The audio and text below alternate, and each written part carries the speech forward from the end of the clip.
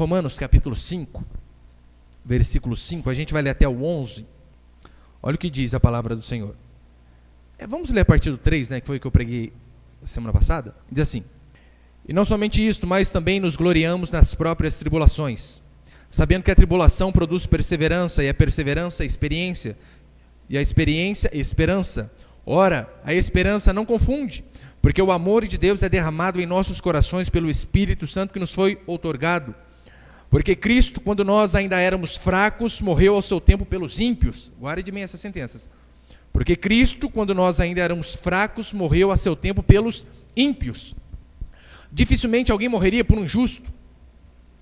Dificilmente alguém morreria por um justo, pois poderá ser que pelo bom alguém se anime a morrer. Mas Deus prova o seu próprio amor para conosco pelo fato de ter Cristo morrido por nós, sendo nós ainda pecadores. Logo, muito mais agora, guarde também essa expressão, logo, muito mais agora, sendo justificados pelo seu sangue, seremos por ele salvos da ira. Porque se nós, quando inimigos, fomos reconciliados com Deus, mediante a morte do seu Filho, muito mais, estando já reconciliados, seremos salvos pela sua vida. E não apenas isso, mas também nos gloriamos em Deus, por nosso Senhor Jesus Cristo, por intermédio de quem recebemos agora a reconciliação. Amém. Olha para cá, por favor. É uma passagem maravilhosa, essa passagem de Romanos. Na verdade, toda a carta de Romanos, não é? A última semana, eu preguei sobre o contexto de tribulação, de como nós devemos nos apegar em Deus para passar os momentos difíceis, que sobrevêm sobre todos, sem exceção.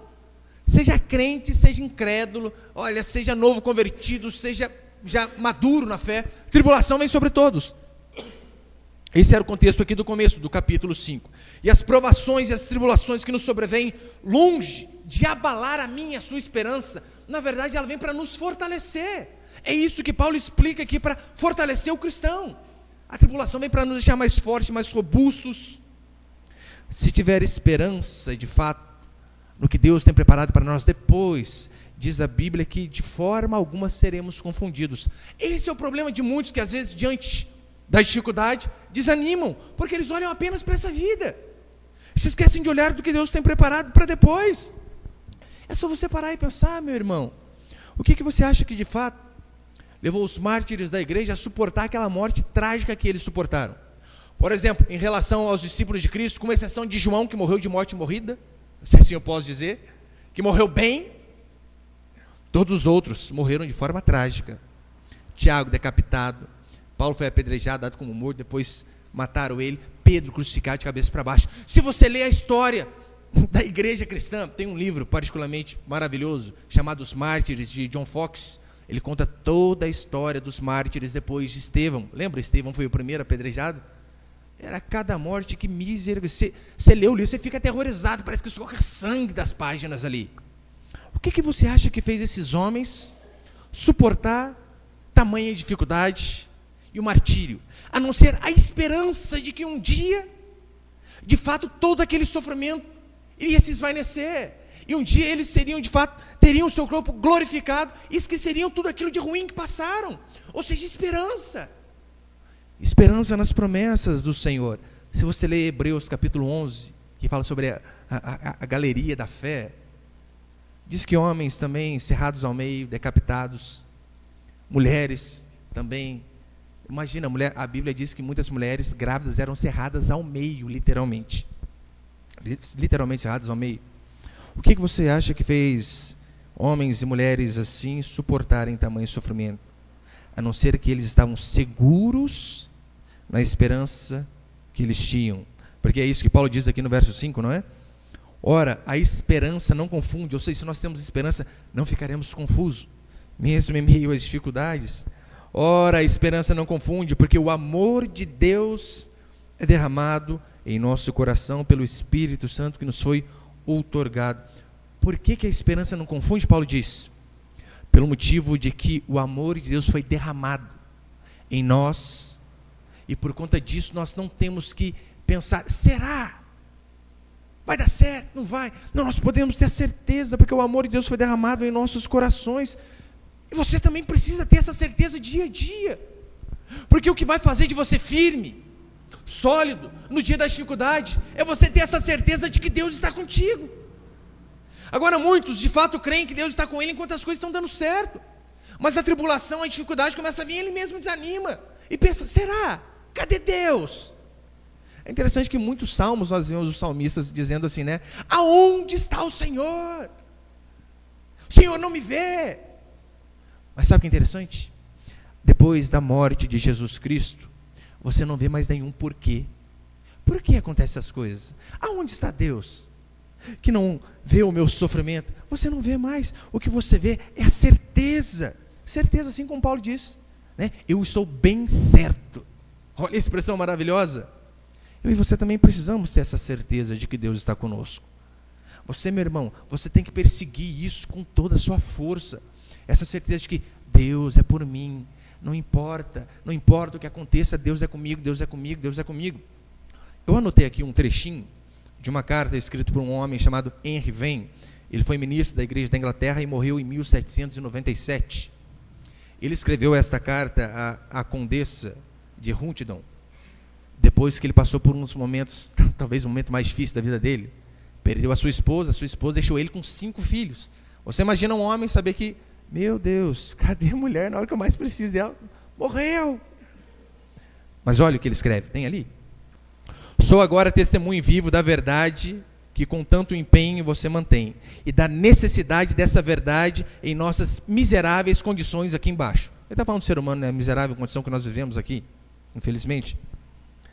Ele diz assim, se eu soubesse que o Senhor é meu, se eu não soubesse que o Senhor é meu, se eu não estivesse certo de que o seu coração jorra mais amor por mim do que posso imaginar, se isso não estivesse evidente para mim, não por dedução ou por argumentos, mas pela consciência, por sua luz brilhando em minha alma como o sol brilha para os meus olhos mortais, em que situação deplorável eu estaria agora? Consegue ver o argumento dele? Se eu não tivesse a certeza plena de que o amor de Deus foi derramado sobre minha vida, aonde eu estaria agora numa situação drástica de morte? Estaria desanimado, muitos suicidam. Como uma vez eu ouvi o testemunho de um pastor, bem parecido com o de Jó.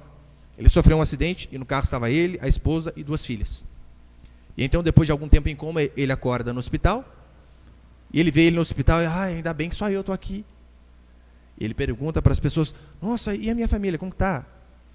Toda a família dele tinha morrido. A esposa, as 2 filhas já tinham até sido enterradas, se eu não me engano. Como que suportaremos momentos difíceis como esse, a não ser que tenhamos a certeza de que Deus está conosco? É disso que eu e você precisamos. É interessante que esse homem, que ele diz, né, não por dedução ou por argumentos. Não é com base em letras. Isso aqui. Não, mas ele tinha convicção de que Deus estava com ele. Olha, aconteça o que acontecer. O Lula pode ser preso, pode não ser preso. Pode acabar o mundo. Pode vir doença, pode vir o que for. Eu tenho a certeza que Deus está comigo. Eu e você também precisamos ter essa certeza. Assim como Paulo e os demais homens tinham. Assim como Paulo disse, eu estou bem certo que nem morte, nem vida, nem principados, nem potestade, nem coisas do presente, nem do porvir, nada pode nos separar do amor de Deus que está em Cristo Jesus. Paulo tinha essa certeza e nós também precisamos ter. O contexto aqui é de tribulação. E o que prova que eu e você vamos chegar a salvos no final dessa caminhada turbulenta chamada vida, é que o amor de Deus foi derramado no meu e no seu coração. Então quero passar alguns princípios aqui. Primeiro, nossa salvação se deve inteiramente ao amor de Deus por nós. Você pode acompanhar comigo, versículo 6 aí, por favor? Romanos capítulo 5, versículo 6, assim. Porque Cristo, quando nós ainda éramos fracos, morreu ao seu tempo pelos ímpios. Engraçado, né? Não diz assim, olha, porque Cristo, quando nós ainda éramos fortes, morreu ao seu tempo pelos crentes, pelos filhos. Não diz. Porque Cristo, quando nós, Paulo se inclui aqui. Eu e você nos incluímos aqui também, nesse nós. Porque Cristo, quando nós ainda éramos fracos, morreu a seu tempo pelos ímpios. E esses ímpios também nós nos incluímos nele. Isso aqui é o amor de Deus. Totalmente diferente do meu amor, do seu amor, do nosso amor. Porque o meu e o seu amor, você concorda comigo que o nosso amor é impulsivo? É assim. Paixão é uma coisa doida, mas é algo impulsivo. Uma vez eu vi uma pesquisa dizendo que a paixão dura em média 2 anos. Depois passa. O que permanece é o amor. Irmãos, é só você lembrar quando você namorava lá com a sua esposa, como que era o negócio? Meu Deus, você pegava na mão, mas dava um negócio, não dá um negócio assim? Ai, meu Deus, a mão fica meio demoniada, quebra o lugar errado. Nossa, no comecinho, você vê, ai, o coração fica assim, né? De cada 10 palavras que você fala, 11 é Raquel, ai. 2 anos em média. E é por aí mesmo. Depois de 2 anos, com 10, você pega na mão, como que você fica? Ai, que vontade de mandar lá para o raio que eu parto. Brincadeira, não por aí, né? Mas muda, não muda?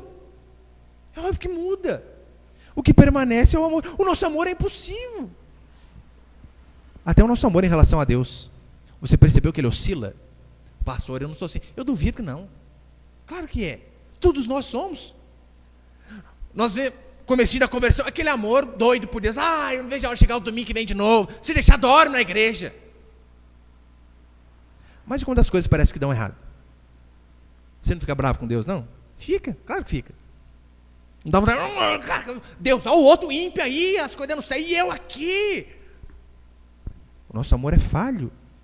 Agora, Jesus provou o seu amor por nós através da sua morte. Isso é prova de amor. Talvez você que é mulher, você pensa assim, eu sempre quis alguém que morresse de amor por mim. Eu apresento para você Jesus Cristo. Esse morreu. E se necessário fosse, morreria outra vez. A vida e os milagres de Jesus são fabulosos. O ensino e o exemplo dele são gloriosos, de inestimável valor, claro.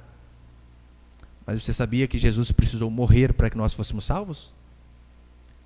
Não fomos salvos apenas com seu ensino. Não fomos salvos apenas com seus milagres. Mas fomos salvos, como diz aqui a Escritura, pela morte do nosso Senhor. Essa é a diferença básica do cristianismo bíblico, autêntico, verdadeiro para as demais religiões. As demais religiões, você é salvo por meio da obediência. O islamismo é assim. Você obedece o profeta Maomé, que é o maior para eles. Jesus Cristo é apenas mais um dos. E se você seguir certinho as ordens de Maomé, você então vai alcançar o céu. Obedece. Então você vai ter o céu. O catolicismo é da mesma forma, né? Obedece as regras. O pentecostalismo, o adventismo, o espiritismo, todos eles você precisa obedecer regras para então ser salvo. Eu não estou dizendo que nós não obedecemos, é claro que obedecemos. Mas nós não obedecemos para sermos salvos, mas o contrário. Porque nós somos salvos mediante a morte, a graça do nosso Senhor, é que nós obedecemos. E o interessante é que diz, Jesus morreu pelos ímpios. Não, ele não morreu pelos bons. Sabe por que Jesus não morreu pelos homens bons? Porque não há nenhum bom, é o que Paulo diz. Em Romanos 3, lembra? Não há um bom, não há um justo, nenhum sequer, ainda é redundante. Não há quem faça o bem, não há quem entenda. Todos, sem exceção, se extraviaram e a uma se fizeram inúteis. É o que diz a Escritura. Por isso que Jesus teve que morrer pelos maus e pelos ímpios. Considere o caráter das pessoas pelos quais Jesus morreu, pelos quais ele realizou essa obra. Não foram pessoas piedosas e amorosas. A Bíblia diz que nós éramos aborrecedores de Deus. Sabe o que é aborrecedor? Odiador. Você era assim, meu irmão. Eu era assim. Todos nós. O ser humano, ele nasceu com aversão a Deus. Ele pode, às vezes, gostar do Deus na mente dele. O Deus que ele idealiza na sua mente. Sim, esse Deus todo mundo gosta. Que Deus que, na verdade, é igual um vovô bonachão, que você pode fazer tudo. Esse Deus as pessoas gostam. Mas o Deus verdadeiro, que confronta o nosso pecado, que mostra pra gente por onde devemos andar, esse Deus ninguém gosta. E Paulo emprega 3 termos aqui, né? Olha, morreu ao seu tempo pelos fracos e ímpios no versículo 6, e depois no versículo 8 ele diz pelos pecadores. Para mostrar que Jesus, ele realizou a obra da redenção para pessoas em situações deploráveis, para pessoas indignas, para pessoas impuras, assim como eu e você éramos, né? Mas pela tua graça nós não somos mais. Segundo princípio, Jesus morreu pelos pecadores, pois é só esse tipo de pessoa que existe. Ora, Só tem esse. Na verdade, eu posso dizer assim, ó, apenas 2 tipos de pessoas no mundo. 2. Aqueles que reconhecem que são pecadores e aqueles que ainda não reconheceram. Não existe outro tipo. Não existe outro tipo de pessoa. E a Bíblia diz que Jesus morreu justamente por esse, pelos ímpios. Impiedade, meu irmão, é não ter amor a Deus. É ser inimigo de Deus. Pastor, eu nunca falei para Deus que eu detestava Ele. Talvez você nunca falou com palavras. Mas será que às vezes com atitudes nós não demonstramos isso? Quantas vezes convidaram você para vir a um lugar de culto como esse? Antes de Deus tocar o seu coração, qual que era a sua resposta? Hein? Ah, não, eu não vou, mas tudo bem, não tem problema não. Um dia, quem sabe, eu vou. É assim? Ou por dentro você queria fulminar quem convidou você? Que igreja o que, rapaz? Vai pro raio que o parta. Não é assim? Meu irmão, eu via crente passar com a Bíblia de longe assim, eu ficava furioso. Tem o homofóbico, eu era o crente fóbico. Hoje, é sério, se eu pudesse dar uma voadora naqueles rapazes lá, eu não gostava. Mas isso não é uma especialidade minha, não. Todos nós, uns mais, outros menos, mas todos nós somos assim. Portanto, a salvação passa pelo reconhecimento da impiedade, como diz Paulo aqui. Primeiro nós reconhecemos quem nós somos, o quão longe de Deus estávamos, para que então Deus possa nos reconciliar. É o que Lucas 2,34 diz. Lembra, Simeão diz a Bíblia que ele pega um menininho no colo, Jesus ali no templo, e olha o que ele diz: este menino foi destinado tanto para ruína como para levantamento de muitos. E é justamente nessa ordem: primeiro ruína, primeiro chão, primeiro boca no pó, para que depois Deus possa reerguer. Você não conhece a Deus a não ser que você bata com a boca no pó primeiro. A não ser que você olhe para si e diga com Paulo: miserável homem que sou. Paulo, na verdade, aqui ele está usando um eufemismo. Ali significa o seguinte: desgraçado homem que eu sou. Nós éramos assim. E conversão passa por esse reconhecimento de impiedade e perversão. Meu irmão, você não conseguiu reparar ainda o quanto você é mau? O quão você é pecador? Você já conseguiu associar que pecado não é apenas aquilo que praticamos de forma externa, mas aquilo que está na nossa mente, as motivações do nosso coração? Ora, com base nisso, quem pode se dizer santo, inculpável? Quem pode chegar diante de Deus e falar: Senhor, graças te dou que não sou como os demais? Quem diz isso é porque não conhece a si mesmo. É por isso que quando eu vejo pessoas comentando, às vezes, crimes absurdos, hediondos, eu lembro de um homem de Deus que toda vez, John Bradford, o nome dele, quando ele via alguém ser condenado à prisão perpétua, ou quando ele via alguém ser condenado à morte, lá nos Estados Unidos, em alguns estados tem, ele via a pessoa passando naquele corredor da morte para tomar uma injeção letal, ou choque, ou o que tinha, ele dizia assim: lá vai John Bradford, se não fora a graça de Deus sobre a minha vida. É assim o ser humano. Nós somos melhores que aqueles que estão lá fora, mas quando nós de fato entendemos quem somos, nós falamos também: olha, lá vai aquele ímpio para o carnaval. Seria eu, se não fosse a graça de Deus derramada sobre minha vida, se não fosse o amor de Deus derramado sobre o meu coração. Portanto, essa historinha de gente naturalmente piedosa, meu irmão, não existe. Não existe pessoa boa. Existe a pessoa ruim e a pessoa pior. E depois que nós nos convertemos, Deus vai nos moldando e nos melhorando a cada dia. Paulo diz aqui, né? Olha, pois pelo bom alguém se anime a morrer. Mas quem morreria pelo ruim? A gente vê em filme, principalmente hollywoodiano, é uma maravilha, né? Igual tem aquele filme antigo, como chama mesmo? Armagedon. Alguém já assistiu esse filme ou não? Meteoro cai na Terra, né? Sempre, né? Para variar, né? Deu o rapaz lá, Bruce Williams, se eu não me engano, Bruce Williams, o que ele faz? Tinha que entrar lá dentro do asteroide lá para acionar a bomba. E aí ele deixa o genro dele pro lado de fora e ele vai e morre por amor à Terra. Não, é por amor à filha dele que tinha que casar. Até nisso consegue ser egoísta. Pelo bom pode ser que alguém se anime a morrer. Mas quem consegue morrer pelo mal? Pelo ruim? Pelo ímpio? Foi isso que Jesus Cristo fez por mim e por você. E aqui Paulo ainda desafia eu e você a raciocinar no versículo 8, 9, 10. Olha o que ele diz. Versículo 7, dificilmente alguém morreria por um justo, pois poderá ser pelo bom alguém se anime a morrer. Versículo 8, mas Deus prova o seu próprio amor para conosco pelo fato de ter Cristo morrido por nós, sendo nós ainda pecadores. E olha no versículo 9, Logo, muito mais agora, ou seja, raciocina, povo. Logo, muito mais agora, justificados pelo seu sangue.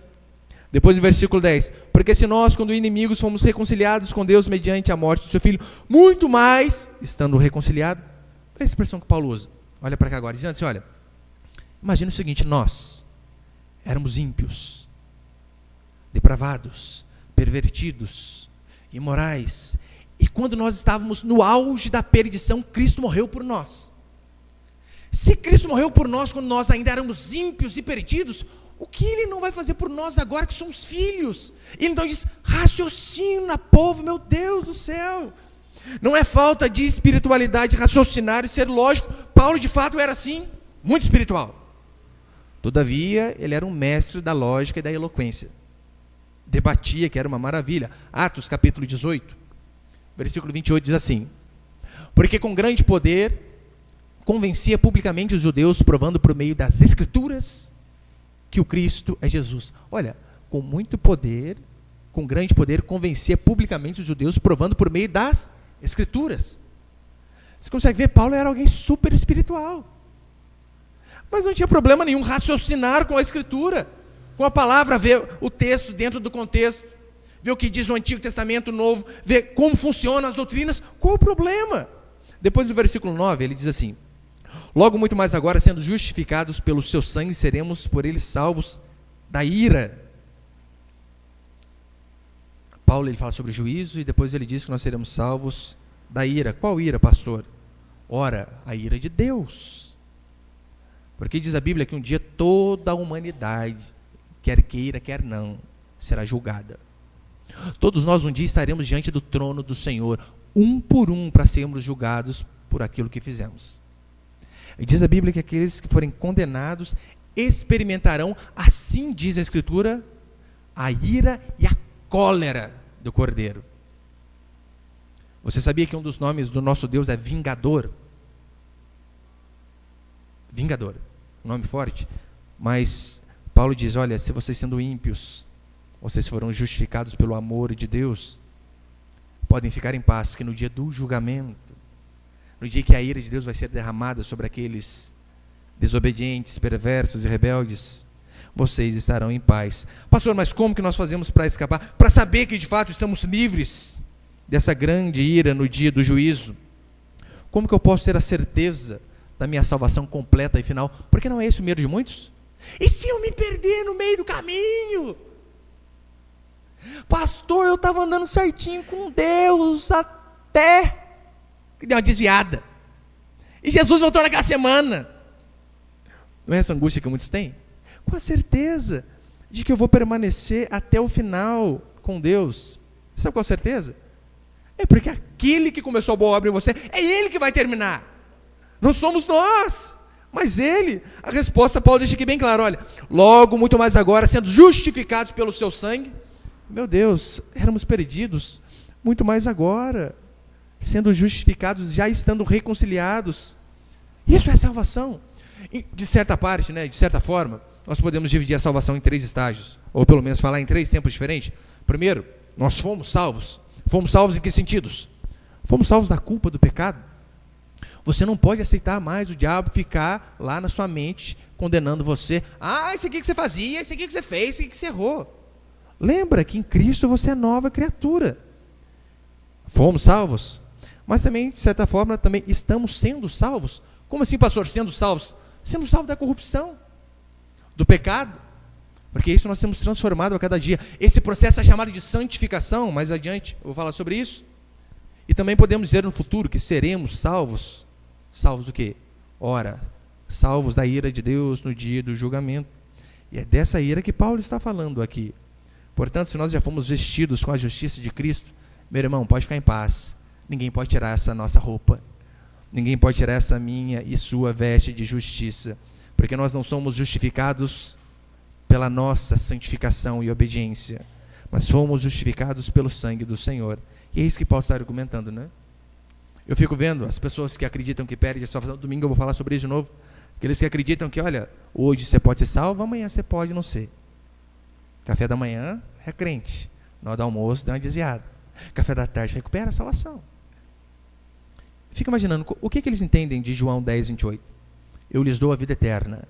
Jamais, nunca mais, jamais perecerão. Ou você acha que Deus é assim? Ele dá um presente e depois tira. Romanos 8, 33. Quem tentará acusação contra os eleitos de Deus? É Deus quem os justifica. Quem os condenará? Quem pode nos condenar sabendo que Cristo nos justificou? Ninguém. Portanto, nada mais importante do que conhecer essa verdade, que somos justos aos olhos de Deus, mediante o sangue de Jesus. Alguns vão dizer que nós somos arrogantes, mas não somos arrogantes, porque nós não nos vangloriamos naquilo que nós fazemos, mas sim naquilo que Jesus fez por mim e por você. Jamais, meu irmão, devemos separar esses dois aspectos, intelecto e coração. Lembra qual foi o maior feito de Deus por nós? João 3,16. Deus amou o mundo de tal maneira, né, que deu o seu Filho.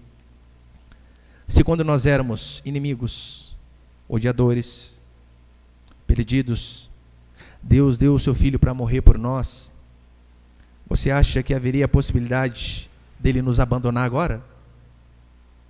Se era um perdido, nós éramos perdidos. E Deus dá o seu único Filho para morrer por nós, para que nós venhamos a ser justificados e venhamos a nos tornar filhos. E agora que somos filhos, você acha que ele pode falar, não quero esse filho mais não. Não é incoerente. Ele nos deu a salvação quando éramos inimigos. Vai tomar agora que somos filhos? Claro que não. Terceiro e último, Jesus é a nossa reconciliação com o Pai. De fato, o homem que se separou de Deus, foi o homem que fez isso. O homem que desobedeceu, e o homem não teve nem humildade para voltar e se humilhar para reconciliar. Porque normalmente assim funciona. Um casamento não é assim? Às vezes um erra, às vezes é outro. Normalmente tem um que é mais humilde que o outro que vai lá. Amor, não vamos brigar não, puxa vida, me perdoa. Às vezes o outro errou mais que ele. Mas por amor ao casamento, andar junto, vai lá, vamos nos reconciliar. Agora, a reconciliação nossa com Deus Pai não partiu de nós. Partiu diretamente de Deus. Nós nos separamos. E essa reconciliação não foi nós indo atrás, mas Deus indo atrás de nós. É o que Paulo diz em 2 Coríntios 5, 18 e 19. Ora, tudo provém de Deus que nos reconciliou consigo mesmo por meio de Cristo, e nos deu o ministério da reconciliação. Ou seja, tudo provém de Deus que nos reconciliou consigo mesmo por intermédio de Cristo, e nos deu o ministério da reconciliação, a saber que Deus estava em Cristo reconciliando consigo o mundo, não imputando aos homens as suas transgressões, e nos confiou a palavra da reconciliação. Reconciliação foi a graça de Deus sobre a minha e sobre a sua vida. Não fizemos algo para merecer. Você já comprou aqueles picolézinho ou alguma outra coisa? Ah, você chegou um picolé. Daqui a pouco você olha, nossa, premiado, você ganha outro de graça. Ganha outro de graça. A graça foi assim conosco. A diferença é que nós não pagamos nada e recebemos de graça. Todavia foi de graça para nós. Mas teve um alto preço para Jesus Cristo. Para ele, diz a Escritura, custou a separação do próprio Pai. Lembra quando Jesus está na cruz ali, dizendo, Lahi, Lahi, lama sabachthani, meu Deus, por que me desamparaste? Porque, ora, Jesus ali, ele estava com os nossos pecados. E como Deus não tem comunhão com o pecado, diz a Bíblia que naquele momento, aquilo sim foi a pior dor dele. Saber que o próprio Pai virou as costas para ele por conta do que ele fez? Claro que não, por conta daquilo que nós fizemos. Ele sim experimentou a ira de Deus sobre o pecado. A ira que nós deveríamos experimentar. Portanto, quando você saber assim, a salvação é de graça, isso é verdade. Mas lembre-se, de graça para nós. Mas para Jesus Cristo custou um preço muito, mas muito alto mesmo. É por isso que ele precisou morrer. Ele não nos reconciliou com o Pai por meio do ensino. O ensino dele tem algo mais fabuloso que o Sermão do Monte? Não tem. Mahatma Gandhi não cria em Jesus Cristo como Deus, mas ele mesmo tirava o chapéu para o Sermão da Montanha. Qual o ímpio que vai falar mal do Sermão da Montanha, meu Deus do céu? Ninguém. Se alguém bater do lado direito, vira o esquerdo, quem que fala isso aqui? Seja benigno, pacificador. Ninguém. Jesus não nos salvou mediante seu ensino. Jesus não nos salvou mediante seus milagres. Porque você sabia que nem os milagres têm o poder de nos reconciliar com Deus? É por isso que nós vemos pessoas dentro da igreja, recebem milagre. E milagre, eu falo milagre com M maiúsculo mesmo. Pessoa chegou sem andar e saiu andando. A pessoa chegou enferma, saiu curada. E claro, Deus é o mesmo Deus. Mas nem mesmo o milagre tem o poder de nos reconciliar com Deus. A única coisa que de fato pode nos religar com Deus foi a morte do seu próprio filho. Apenas isso. Qualquer outra coisa, meu irmão. Convenhamos, se outra coisa fosse capaz de nos reconciliar com Deus, ora, por que Jesus Cristo precisou morrer aquela morte vicária, humilhante e terrível? Se tivesse outro jeito, você achava que Deus não ia fazer o jeito menos dolorido? Ou você acha que Deus é aquele ditador que não, eu gosto é do sofrimento, eu sou masoquista, eu quero ver sofrer? É óbvio que ele não é assim. Mas ali na cruz nós vemos o nosso pecado sendo punido na pessoa de Jesus Cristo. É isso que nós vemos naquela mensagem. É por isso que, para encerrar, Paulo diz aqui no versículo 11, né? Por isso que nós nos gloriamos não em nós. Você pode ler comigo, versículo 11, para encerrar? E não apenas isto, mas também nos gloriamos em Deus, por nosso Senhor Jesus Cristo, por intermédio de quem recebemos agora a reconciliação. Também nos gloriamos em Deus. Esse é o cristão verdadeiro. Ele não se gloria naquilo que ele faz, nas suas obras, nos seus méritos, porque no fundo, ele sabe que as nossas boas obras, como diz a Escritura, para Deus são como trapos de imundícia, não serve para nada. Mas ele sempre se gloria nas obras do Senhor. É o que Paulo diz. Quem quiser se gloriar, que se glorie no Senhor. É diferente dos crentes que a gente vê hoje, não é? Tem uns crentes que é muito diferente. Às vezes eu estou ouvindo a rádio lá, né? O que você tinha? Eu tinha um caroço. A maioria tudo caroço, né? Eu nunca vi ninguém entrar sem perna e sair com perna, mas é milagre. Tinha dor de cabeça, fui curada, joia. Nossa, às vezes eu tenho de monte, eu oro. Às vezes não sara, de perona. Ele está lá. O que você tinha? Tinha um caroço, sumiu. Foi curada, aonde? No templo da Resgatar. Não é esse o nome, né? Da outra. Você percebeu que... Quem que orou por você? Foi o ministro de Deus, aqui, o Rafael. Você percebeu a ênfase ficar toda no homem? Que importa nós? É o que Paulo disse. Quem é Paulo? Quem é Apolo? Somos apenas servos por meio de que vocês creram. A glória tem que ser a Deus. E é isso que ele diz. Quem tiver se gloriar, que se glorie no Senhor. Apenas isso e pronto. O que Paulo quer dizer aqui, por exemplo, com essa frase, olha, pastor, o que é se gloriar em Deus, então? Olha, se gloriar em Deus é fazer de fato de Deus o nosso deleite. É se regozijar nas coisas que Ele faz. Nos feitos dEle, se alegrar nele. O Salmo 103, olha o que diz. Bendize, ó minha alma, ao Senhor. Talvez outros leriam diferente, né? Bendize, ó minha alma, eu sou o cara. Cristiano Ronaldo que o diga. Ai, meu Deus, eu vi uma entrevista dele esse dia falando assim, não tem ninguém melhor que eu sou o melhor da história. O rapaz humilde, hein? Humilde demais. Mas o Salmo 103 é diferente. Bendize a minha alma ao Senhor, e tudo que há em mim bendiga o seu santo nome. Bendize a minha alma ao Senhor, e não te esqueças de nenhum só de seus benefícios. Ele é quem perdoa todas as tuas iniquidades, quem sara todas as tuas enfermidades, quem da cova redime a tua vida e te coroa de graça e misericórdia. Ora, vamos gloriar em nós, porque, meu irmão, nós não fazemos nada. É por isso que eu amo o testemunho daquele cego lá, né? Ó, Jesus Cristo, eu nem sei quem ele era, mas sei que eu era cego e agora vejo. Glória a Deus por isso. Eu não estou nem aí. Se a pessoa fala, eu fui curado na oração do pastor Rafael. No dia que eu fui curado foi do Edivaldo. Vê que interessa que quem pôs a mão na sua cabeça para orar. O que importa é, Deus abençoou, glorifica Ele, acabou. Em Lucas capítulo 1, um dos cânticos maravilhosos, que é o Magnificat, que a Igreja Católica chama, que é o cântico de Maria, quando ela recebeu aquela notícia de que ela portaria ali o Salvador no seu ventre. Maria, olha o que ela diz: o meu espírito se alegrou em Deus, meu Salvador. É diferente dos católicos, né? Os católicos se gloriam nela. Ela se gloriava em Deus. Porque ela sabia, olha, ele contemplou a humildade da tua serva. Quem sou eu? Deus teve misericórdia da minha vida. Isso é se alegrar em Deus. Tiago 1,17 diz assim, toda boa dádiva e todo dom perfeito são lá do alto, do Pai das luzes. Em Filipenses 4,4, Paulo diz, alegrai-vos no Senhor. Outra vez vos digo, alegrai-vos. Portanto, meu irmão, isso é se deleitar em Deus. De fato, aquela pessoa que não entende a justificação pela fé, ela se gloria nela. E se ela se gloria nela, Deus não é glorificado. É por isso que eu não canso de falar. Isso são verdadeiros hipócritas, arrogantes, orgulhosos. Porque você diz para ele, se você morresse hoje, você ia para onde? Não sei, né? Precisa dar uma melhoradinha nas coisinhas aqui, acertar umas coisinhas ali. O que ele está dizendo em outras palavras é o seguinte, assim que eu for um pouquinho melhor do que eu sou, daí eu vou estar aprovado.